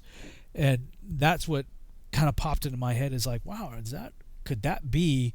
Because, I mean, there are so many ancient cultures that did talk about this place that people are going to. Yeah, think of even Journey to the Center of the Earth, with Jules Verne. Yeah. And we know he was an illuminist, and he wrote about things that happened even in the future. Some of his stuff was kind of prophetic. And so, yeah, who knows? Did he know something that we didn't know? I mean, certainly the stories of, like, the Smoky God, the fisherman, and his tale of, the giants that live in the interior of the earth, and the incredible technology, and the megalithic, creatures and trees and things that are down within the interior of the earth.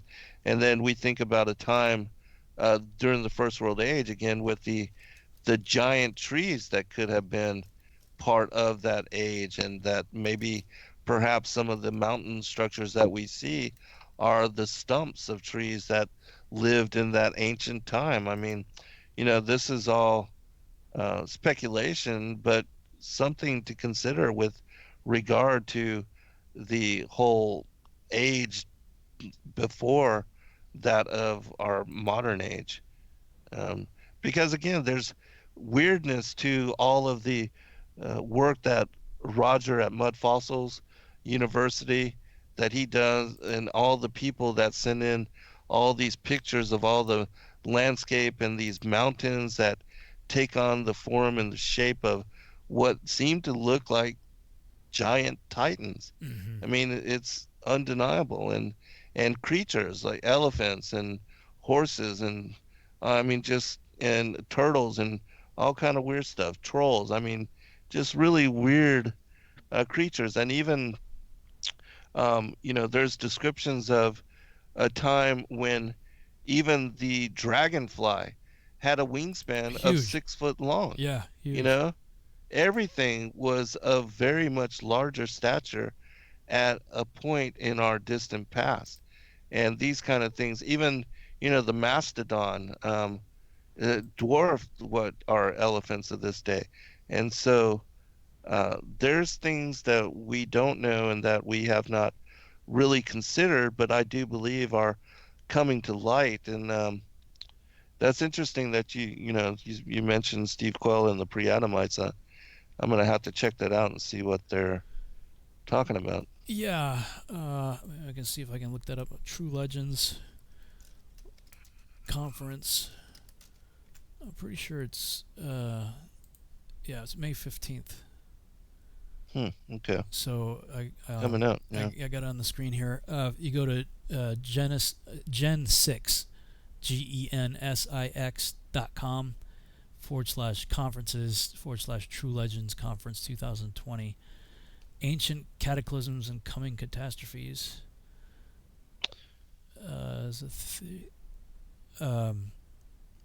Yeah, right in the first paragraph. Before Adam and Eve, before the Garden of Eden, before the earth had become formless and void, did a vast and ancient civilization thrive in the time before time began. Many referred to the period of antiquity as simply the gap theory, mysterious eons taking place between Genesis chapter 1, verses 1 and 2. Yeah, I definitely want to see what they say and talk about, because yeah, that's totally my mindset as well, especially for this book and what I'm writing currently. Yeah, so I'm probably gonna get tickets for it too.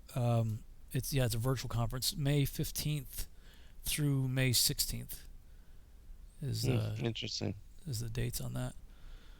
I know they're globe centric, so I have to kind of ignore all that, but but still, the pre-Adamite stuff should be interesting. And that's what really frustrates me with them, especially some of the guys in that crowd, because like they're all about Antarctica, like and inner Earth and hollow Earth and all that. Like I'm like, you guys are like 3 inches from the finish line. Like just step over it. Like you're so close. But man, I mean, anything like this, you got to count the cost, and I think for some of these guys, it's just it's not worth it. Way too much of a cost that they're gonna have to. Well, I mean, even if you look at their the logo on their page, it's got a massive mountain fireball, headed towards the Earth. Oh, really? Yeah. Because apparently Tom Horn's all about wormwood, a big falling out of the sky thing. So. Yeah, all that stuff is.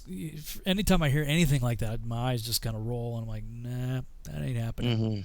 That's what like these people. Like, I love these people. First of all, they hate me. They don't. Right. Yeah, I love their work too. I mean, they were instrumental in a lot of my awakening, especially Steve Quell. I thought, as far as the giants and Nephilim, he's the guy. Kind of fueled that stuff for me, yeah. Yeah, I mean, you got like Pember kind of really kicked it off in the modern era.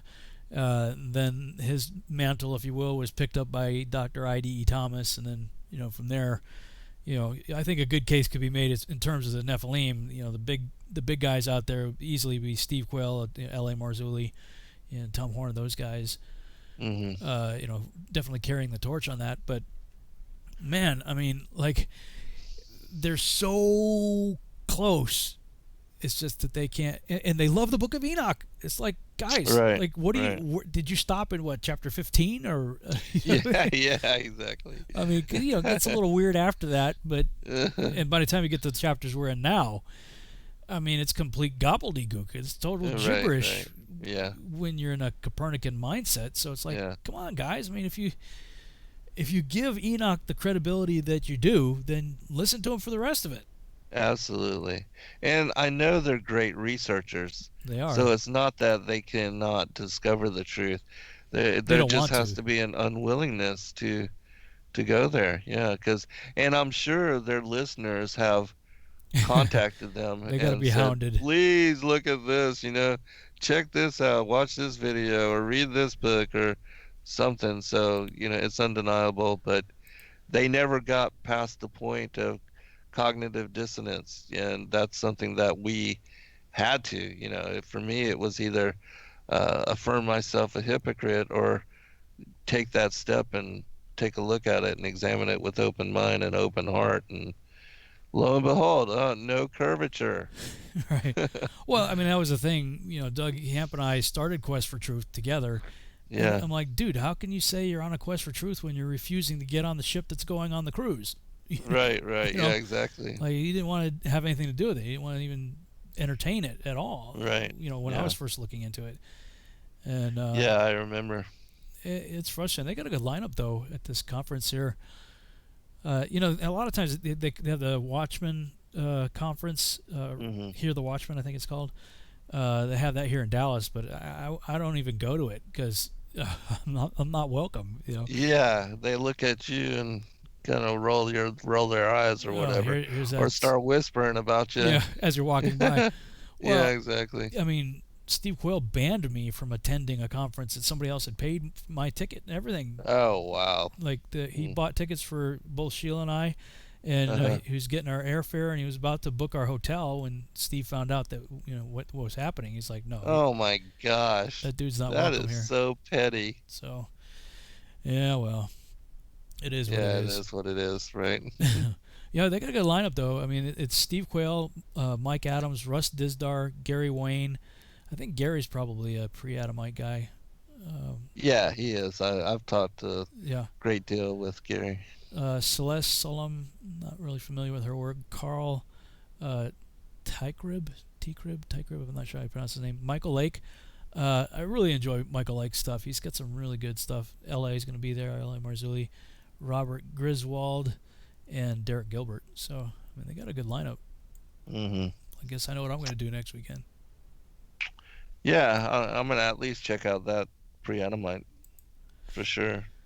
Well, we got about a minute left, so no sense in trying to do anything else, really. Right, right. I think it was an interesting show, and again, Enoch is describing, I believe, some of what we're talking about, and yeah, we'll pick it up, and there's still a lot of information to go through with regard to the book on the courses of the heavenly luminaries. Then we go into the dream vision, which will be really amazing. Because it covers all the history and all the patriarchs and the lives, and it's prophetic as well. So yeah, how many chapters are there total? I didn't even look in Enoch. Do you know? It's like 100 and something. Yeah. But a lot of them are short. A lot of them are short. So we're definitely at the tail end. We'll move through it pretty quickly. All right, man. Well, enjoyed it, and we'll see you next week on your show. Was it 9 p.m.? Yeah, 9 Eastern. to 11. Yeah, Eastern Thursday. Yeah, 8 p.m. Be blessed all. Good night, everybody. Good night all. Shalom.